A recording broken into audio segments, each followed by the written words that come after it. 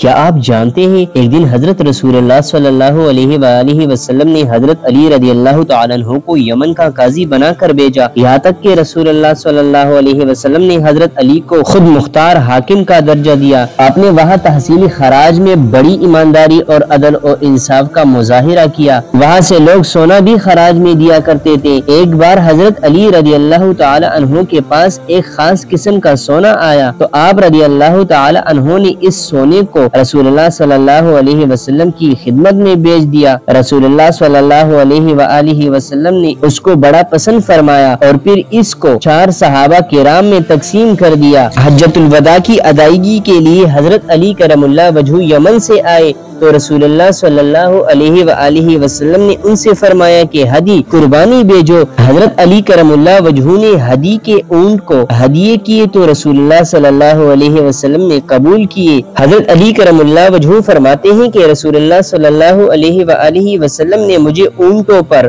نگران مقرر کر دیا۔ انہوں نے رسول اللہ صلی اللہ علیہ وآلہ وسلم کے حکم پر لوگوں میں اونٹوں کا گوشت تقسیم کیا اور رسول اللہ صلی اللہ علیہ وآلہ وسلم کے حکم سے جولے اور کالے بھی لوگوں میں تقسیم کر دیے۔ حج سے واپسی پر رسول اللہ صلی اللہ علیہ وسلم نے غدیر رقم پر قیام کے دوران فرمایا، علی مجھ سے ہے اور میں علی سے ہوں، جس کا میں مولا ہوں علی بھی اس کا مولا ہے۔ اے اللہ، جو علی سے محبت رکھے تو اس سے محبت رکھ، اور جو علی سے عداوت رکھے تو اس سے عداوت رکھ۔